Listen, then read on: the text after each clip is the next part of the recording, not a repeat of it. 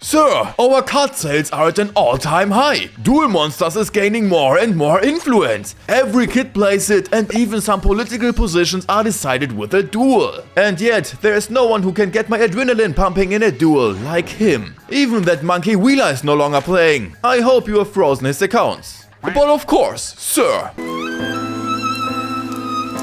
But sir, why don't you train your own competition? That could work. Good idea. Roland. Sir. Of course I know that, Noland. I knew I could count on you, sir. The Duel Academy is ready, but we haven't talked about how to divide the students yet. That should be obvious. We'll divide them based on the god cards. Ah, I see. Since Ra is the strongest god card, it will be for the elite and we'll paint the biggest building yellow. Don't talk nonsense. There's only one god card that can reflect the elite. Wow. Boss, that you're giving Yugi Muto and his Slifer such an honor. Right, Yugi. Welcome to the opening of the Duel Academy. As you can see, you'll be divided into 3 groups. The elite will go to Obelisk Blue, those who have some skill will go to Ra Yellow, and the absolute losers will go to Yugi Slifer Red. Now I've got you, Yugi. I absolutely love Yu-Gi-Oh! GX. It's pure nostalgia, but it really has some flaws, which are really funny if you think about it. So don't get me wrong here, it's all entertainment.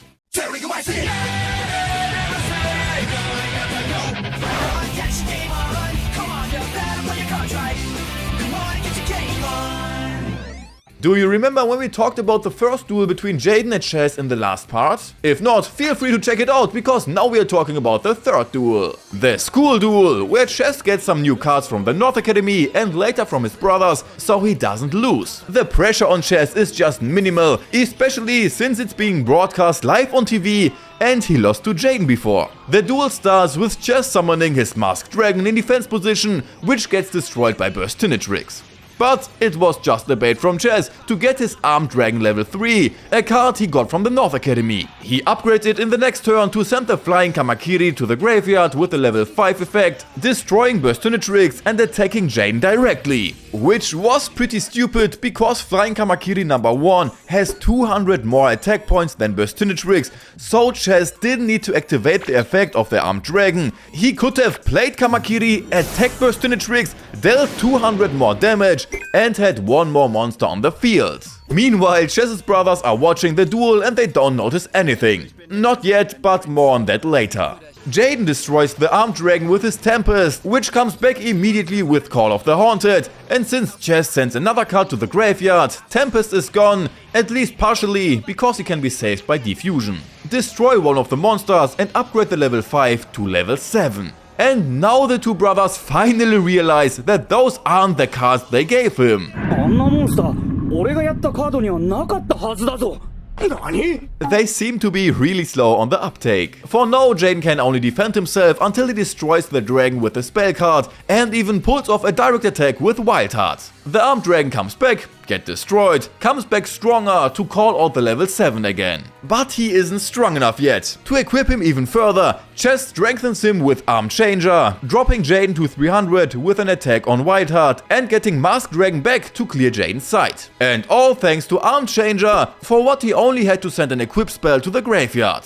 What he actually didn't do! He actually cheated blatantly and completely consciously. Haters would say it's only like this in the 4Kids version, but it's the same in the original. So he seriously cheated completely obviously and knowingly. Yugi would be proud, but that makes absolutely no sense. He activates the spell card to get the Masked Dragon back from the graveyard, to then discard it to wipe out Jaden's side, instead of just dropping the level 5 directly and wiping out Jaden's side like that. If he had done it in that order, he could have attacked Jaden directly with 1600 attack points through Jaden's trap and would have won the duel. Plus, Chazz had this card in his hand for much longer, even at the time when he had the Armed Dragon level 7 on the field for the first time. He probably held it in his hands for so long to play it at the worst possible time. And then he had to also cheat. As a punishment, that dragon gets weakened when Jaden had the Flame Wingman on the field and Chazz gets roasted by him. As a result, the duel goes to Jaden despite obvious and clearly intended cheating, which actually wasn't necessary, and he basically tripped himself up. This duel is extremely captivating, even if it has some flaws. Whoa, maybe I ought to go cordless next time. Maybe you just ought to be quiet. It's Chaz Princeton's turn now. When the first Shadow Rider comes, who later turns out to be Atticus, and challenges Jaden to a duel, he takes Cyrus and Chumley as hostages. Okay, he might need leverage to get Jaden to a duel at all, so that he even has a chance of winning the key. After all, the key holders could just say no, and the big plan is down the drain. But Atticus was so smart to use the two as leverage. If Jaden doesn't play along, or doesn't win the duel fast enough, the two will fall into lava and become crispy bacon. Plus, this is also a shadow duel. That means that the loser also loses his soul and it gets locked in a card. So you become like Grandpa 2.0. But bro, why in the name of the 3 god cards would you do something like that? You just want to win the key easy peasy in a duel. A key that is pretty irrelevant for the duelist in itself. He just gets it handed to him and, yo, have fun with it. If he loses a stupid key, he doesn't care much.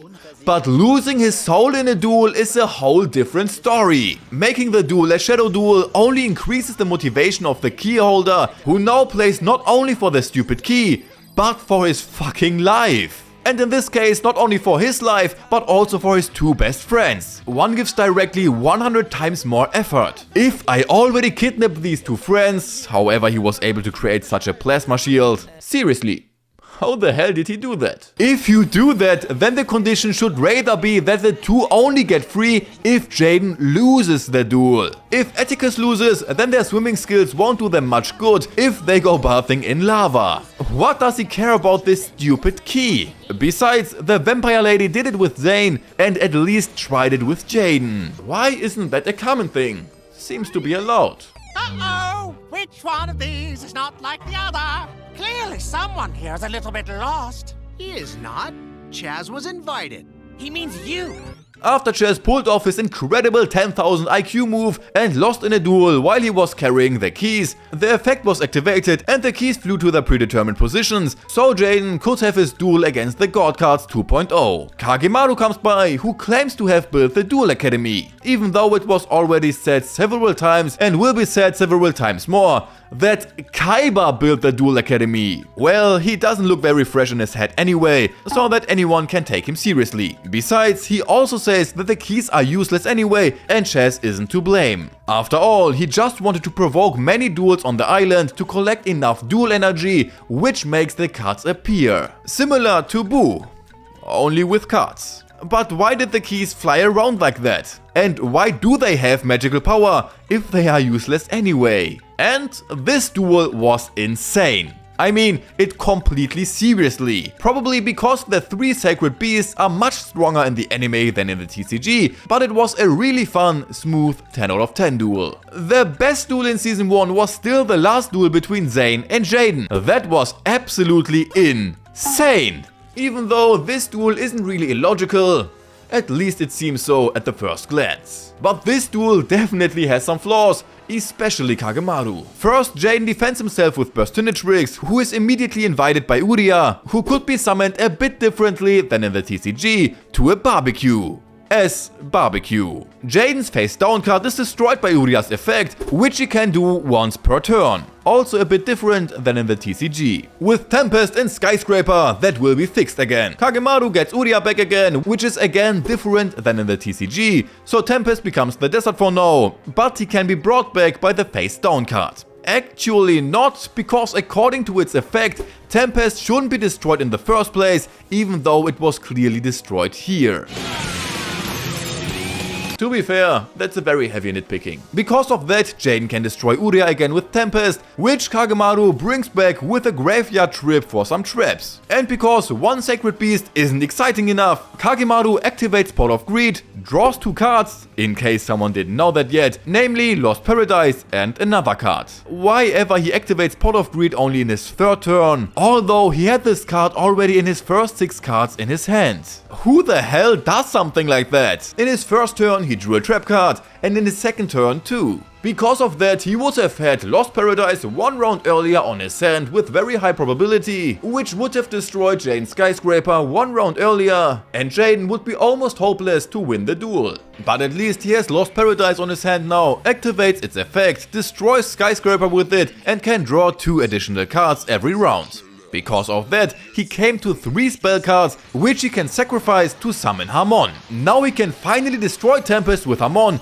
and shrink Jaden to 1600 life points. And 2 beasts can tap into the energies of other players' cards, which gives Kagemaru an extra dose of testosterone, refreshing his old shriveled body a bit and throwing his old walker into the woods, where the throwing was just for fun. And of course for the flex. Uria apparently can't attack because he was brought back this turn and there is a monster on his side. Rottweiler in defense and 1 card face down, and Kagemaru's turn again. This way he could destroy Rottweiler and push Jaden down to 600, but Jaden can activate his face down card. With that the Wing Kuribo, which not only protects Jaden from Uria's attack, but also gets Banner's card, Sabatiel, the Stone of Wisdom, on his hand. Jaden summons Bubbleman, gets 2 more cards on his hand, uses Metamorphosis to play Neo Bubbleman, equips him with Bubble Blaster and destroys Hamon. Then there's another face down card from Jaden. And when Kagemaru then doesn't destroy the face down card of Jaden, but seriously tries to destroy Neo Bubbleman with Uria right away,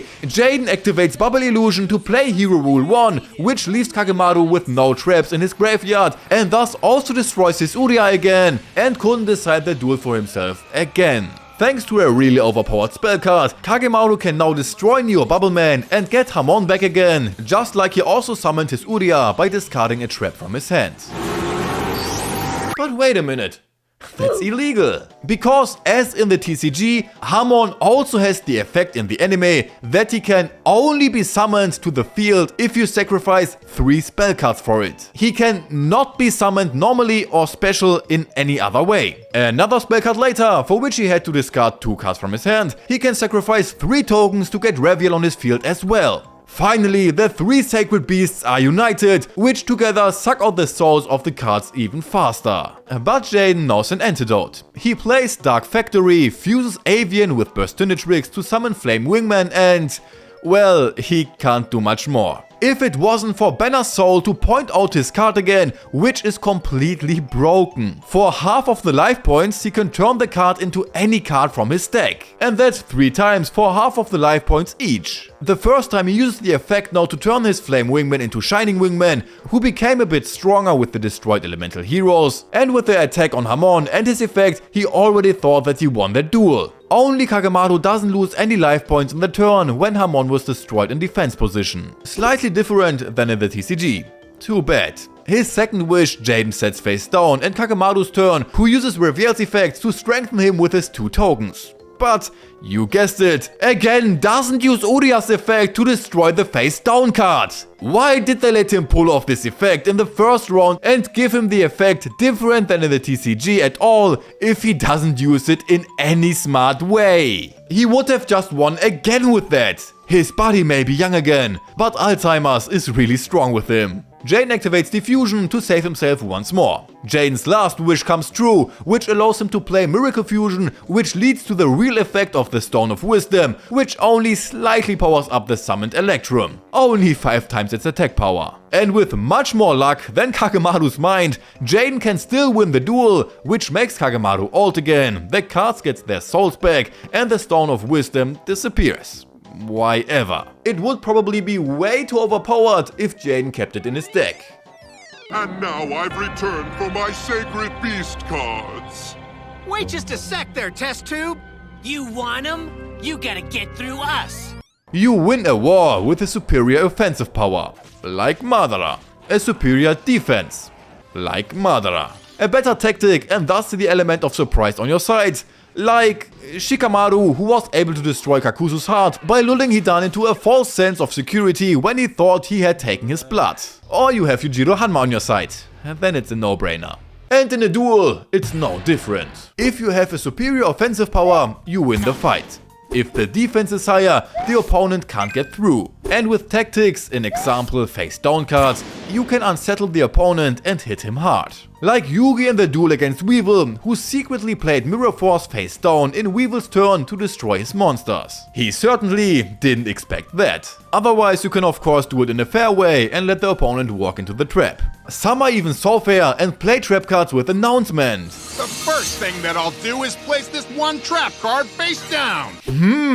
What that could be? It doesn't matter anyway, because Kaiba has money and goes through Mirror Force with Obelisk. The point I'm trying to make here is very simple, that you should play tactically smart. Which is why I don't understand why they always summon the monsters face up in defense position. You don't have to summon Clayman face up every time. You can also play him face down so your opponent attacks with a weaker monster and loses some life points. Which is really useful with only 4000 life points. And it isn't even just Jaden.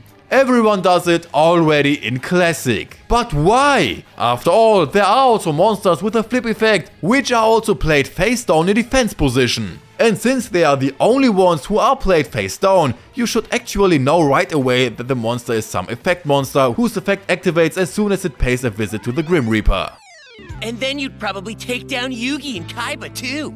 You think? Well, thanks. I had no idea that you believed in me so much, Chazz. Ugh, it's sarcasm.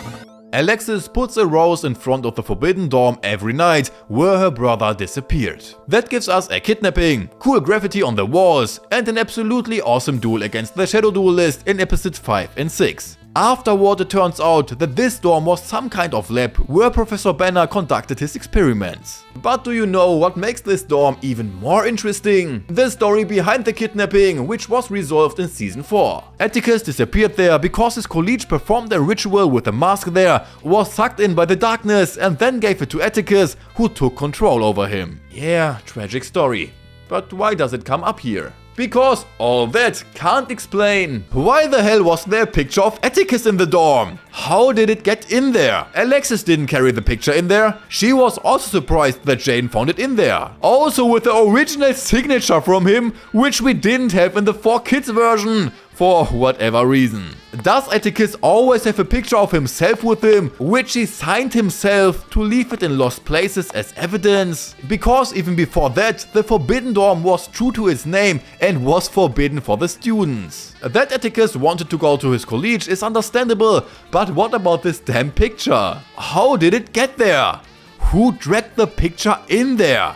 Was it Weevil? No idea why Weevil, but he's probably still an absolutely miserable character in GX. Alright guys, these were 5 more illogical things in Yu-Gi-Oh! GX. A big shout out to every supporter and viewer out there. What do you think about these 5 illogical things in Yu-Gi-Oh! GX, and do you have some more? Then write it down in the comments. But that's it again from me. We'll see us next time, so take care my friends.